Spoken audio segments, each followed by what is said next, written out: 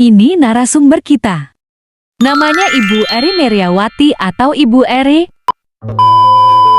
Bunda cara memperkenalkan diri dengan alasan saya dan berapa kami dari kampus Universitas Agustus dengan saya di Fakultas Hukum dan saya dari Fakultas Ekonomi Bisnis. Kemudian pertama kali akan saya tanyakan bagaimana awal mula dunia usaha bersama ini dan apa motivasi untuk bekerja bersama ini. Terima kasih. Dan yang pertama kita melatar belakang awal kita berdiri itu karena masyarakat. Jadi awalnya untuk masyarakat lomba, salah satu masyarakat lomba itu sejumlah berdiri, tumbuh, berkembang. Setiap kalinya hanya satu 10 saja, kemudian berkembang sampai sekarang jadi 40. Itu berdiri kita datang mau. Awalnya juga yang jadinya yang tadinya orang-orang yang sampah sembarangan, asal buang di rumahnya sekarang sudah tempat sampah sendiri, tempat sampah plastik, tempat sampah botol, pembeli maupun basah juga sendiri. Dan untuk diri kita juga ada bank sampah atau di kota sekitar sampah. Jadi di sana ada pejalan kaki atau pengendara motor atau anak-anak yang buang sampahnya sembarangan, habis air minum, mineral gitu, nggak langsung di tempat sampah tapi ditaruh di sekitar sana. Saya sendiri kurang paham dengan konteks nasabah ini, kalau boleh tahu sebenarnya apa yang nasabah dalam nasabah ini? Untuk nasabah itu orang yang melakukan penimbangan atau pemilahan di masyarakat yang warga yang melakukan pemilahan di mana. Setelah pilah kita akan penimbangan kegiatannya itu 1 bulan sekali. Jadi setelah ada woro-woro sebelum itu sudah melakukan pemilahan, nanti terus dibawa ke kita beli sampahnya sudah dikumpulkan. Jadi uang nominal itu. Berarti ini membeli sampah dari masyarakat? Ya, dari warga. Kalau boleh tahu kan apa sampah dari depan itu dan sampah apa ini Pak Ibu? Kita ada pengurus. Ada pengurus dari satu bank sampah ini, kita punya pengurus 9 orang. Jadi ada ketua, wakil, sekretaris, bendahara, terus bagian penimbangan, pemilahan, bagian packing, itu dan lain-lain. Saya selanjutnya jenis sampah apa saja yang dibeli di masyarakat? Macam-macam, ada banyak jenis. Yang pertama ada sampah botol plastik. Itu botol plastik itu ada beberapa jenis juga dibagi menjadi 2. Sampah botol plastik biru, botol plastik putih, botol itu rosok keras, rosok lunak, terus aluminium, seng, terus botol kaca pun ada beberapa jenis nanti. Botol kaca yang biasa minuman atau botol kaca yang vakum, beda-beda nanti harganya itu ada. Kertas sendiri, kertas juga betul, kertas ada kertas putih, kertas kurang, kertas majalah, terus ada duplex untuk yang macam-macam itu. Nah, jus, karton, duplex itu ada. Nanti kita biasanya itu update harga terkini itu 1 bulan sekali. Jadi kita kan bank sampah subunit ya. Subunit. Baik, tadi kan sudah dijelaskan apa saja yang bisa digunakan. Setelah dikumpulkan ini apa saja misalnya diolah atau dijual atau yang lain? Kita setorkan di bank sampah unit.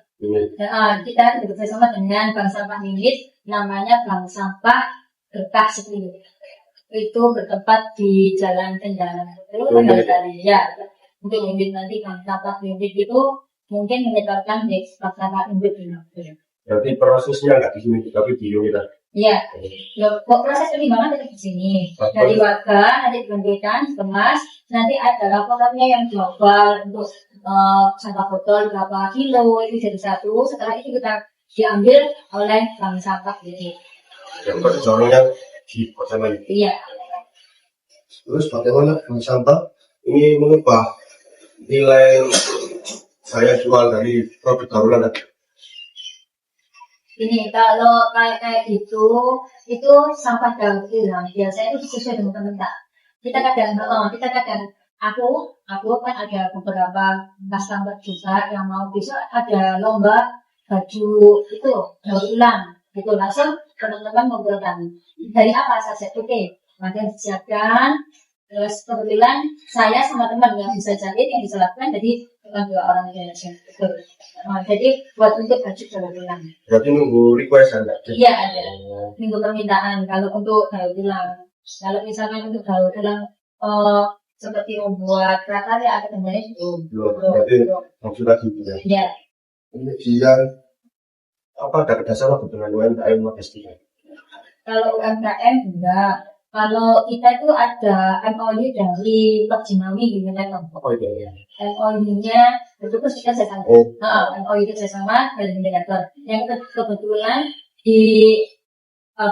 diwadahi dijembatani oleh Bank Sampah Unit. Dari Bank Sampah Unit tersebut itu difasilitasi setiap Bank Sampah subunit itu kerjasama langsung dengan Unilever Rumah Cilenyi. Jadi sampah sasetnya kita ditampung sama Unilever. Jadi nanti setiap event pelatihan ada semacam open atau training gitu dari Unilever yang membuat. Semua apa itu dampak sampah terhadap peningkatan masyarakat atas sampah dan apa kontribusi terhadap proses itu terhadap sampah ini? Yang lebih utama kita sudah mengubah habit masing-masing warga. Habitnya yang tadinya norekan terhadap lingkungan, ya terhadap sampah norekan sekarang sudah mulai kalau ada dodol dipinggirkan, mulai dipilah. Terus setiap kalau ada arisan atau apa, mereka secara otomatis tangan memisahkan tutup botol dengan labelnya botol tersebut gitu. Langsung secara otomatis itu yang habitnya yang tadinya adu tak adu jadi menjadi seperti itu. Itu pun yang bagi nasabah atau tidak berlaku sama. Misalkan saya tidak termasuk nasabah bank sampah, tapi saya melakukan seperti itu nanti dikasihkan ke teman gitu. Karena mungkin rumah tempat tinggalnya untuk penampungan nggak cukup, Anda sakit jadi temannya yang dikasihkan ke dia. Kalau boleh tahu apa ada kendala dari masyarakat di Kota Bersama? Mungkin cuek atau nggak mau berpartisipasi? Banyak kalau kendalanya banyak. Satu, kalau musim hujan seperti ini, itu sangat sekarang itu bukan kalau simpan sampah di rumah nanti banyak itu sementara kita kan juga tidak ada tempat penampungan sampah sementara, jadi tempat pemilahan penampungan. Berarti dari masyarakat sendiri? Iya, kami di rumahnya sendiri. Jadi itu jadi males itu kalau terutama musim hujan seperti ini. Jadi kalau musim kemarau ya enggak aja, sampai dipilah itu bisa. Terus berapa bangsa yang terdampak bagi peningkatan pendapatan masyarakat sekarang? Kalau peningkatan yang signifikan enggak, cuman kalau yang biasanya minyak jelantah dibuang di sungai itu kan dari pencemaran bau juga. Sekarang minyak jelantah dikumpulkan terus ditimbang itu jadi nominal lagi untuk beli minyak. Terus apa itu seperti itu. Nanti kalau botol pun juga sama, kenapa income-nya itu nggak besar, cuma ada beberapa nasabah kemarin kan kita ambilnya 3 bulan sekali ya, itu sampai ada yang 50, 200 itu ada, 200 itu juga memang semangat, dan kita langsung kasihkan uang nominal uang, mau diambil lagi. Itu kan sampah ya, sekali lagi sampah itu kan tidak bernilai sudah berjual, tapi ini sudah masih jadi uang, itu kan istimewa gitu, ya, uang yang sudah jadi uang, jadi bisa dikembalikan lagi ke uang lagi kan manfaatnya fix, meskipun tidak signifikan berubah, apa itu yang ada perubahan ya. Terus itu kan udah 3 tahun ini kementerian. Iya. Ada nggak sih tantangan terberat kendalikan sampah ini? Tantangannya itu ya mungkin ya yang berat tidak. Karena kita kan kegiatannya kegiatan bulan sekali itu pun jam 9 sampai maksimal jam 2 lah. Itu berapa? Enggak, sekitar dari Selasa. Jadi kita itu paling kalau sesama pengurus itu ada yang berhalangan tidak hadir, itu beratnya itu melakukan sendiri gitu.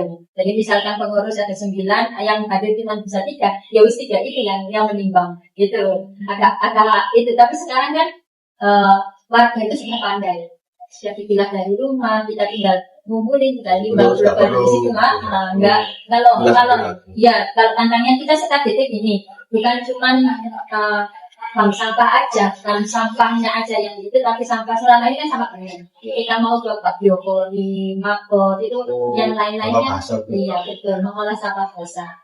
Jadi itu kan manfaatnya juga banyak sekali untuk apa tanaman, terus ramah lingkungan juga.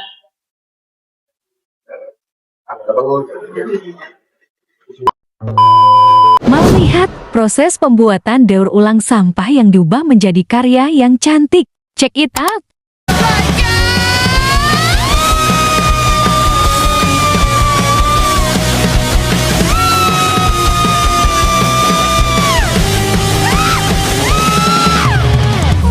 Ini sebelum didaur ulang.